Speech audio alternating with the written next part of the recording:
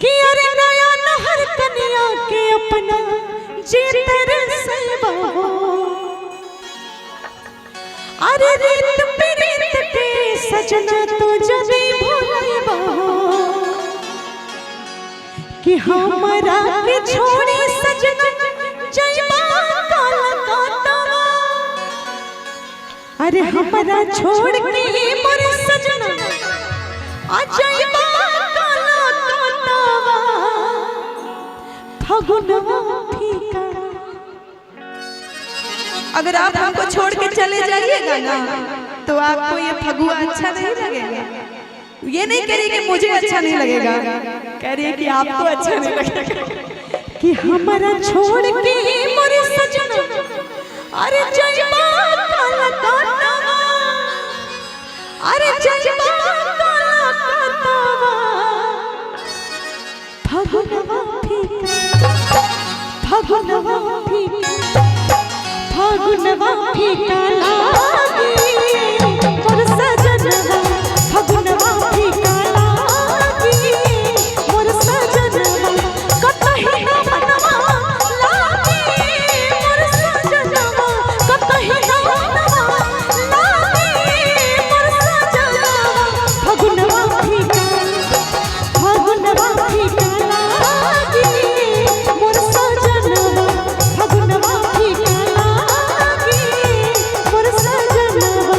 नया नहर कनिया के अपना जे तड़पैबा हो। कि रीत प्रीत के सजना तू जदे भुलैबा हो। हमरा छोड़ के मोर सजना जइबा कलकत्ता। हमरा छोड़ के मोर सजना जइबा कलकत्ता। फगुनवा फीका फगुनवा फीका लागी मोर सजनवा। फगुनवा फीका लागी मोर सजनवा।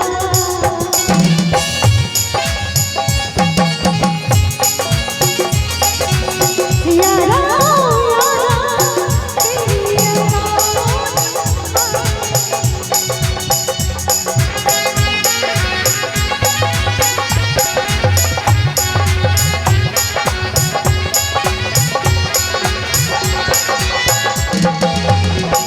और कहती है कि पिछले साल आप हमारे साथ थे, इस बार हमको छोड़ के जा रहे हैं। कह रहे हैं कि पुलिस की नौकरी है, जाना पड़ेगा। हम रोक भी नहीं पा रहे हैं क्योंकि आपको देश की सेवा करनी है। कहती है थोड़ा मीठा मीठा कि याद करो पिछला होली हमरे संगे मनैला। और इतना ही नहीं, पकौड़ी कचौड़ी पुआ पूरी हमरे हाथे खैला।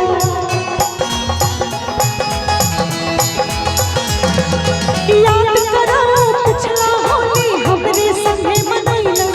पकौड़ी कचौड़ी पुआ पूरी हमरे हाथे खैला। याद करो फूलन पतिया याद करो फूलन पतिया हंसल हमरे संगवा। कि याद करो फूलन पतिया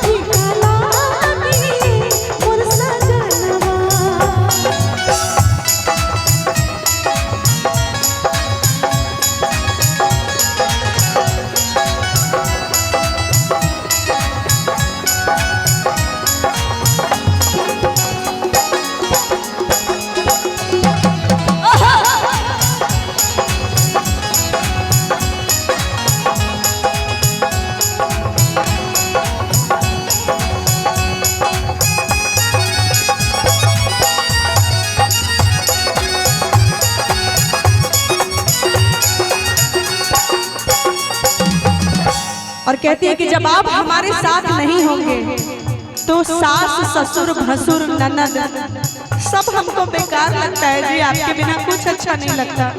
जैसे कि पहले इतना डीले नहीं था, अब इतना डीले हो गया तो हमको अच्छा नहीं लग रहा है। डीले रिवर्ब बहुत ज्यादा भर गया। सुन रहे हैं इतना ज्यादा? ठीक है, होता होगा। ये देखिए, आइए, बड़ा अच्छी लाइन है कि सासु के बलिया ननद के चलिया कुछ नीक न लागी।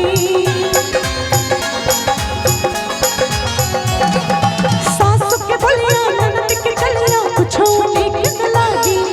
छने छने दिल दिल मर जानी तोहरे पीछे भागी।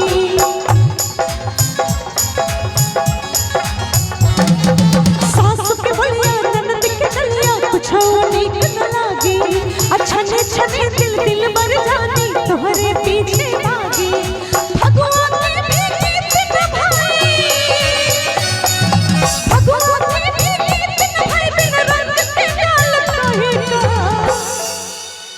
कि भगवा के भी गीत निभाई अब बिन रंग के गाल कहेगा। पागल सारे खा। और जब आप नहीं होंगे हमारे साथ तब मिठाइयों तीखा, मिठाइयों तीखा ला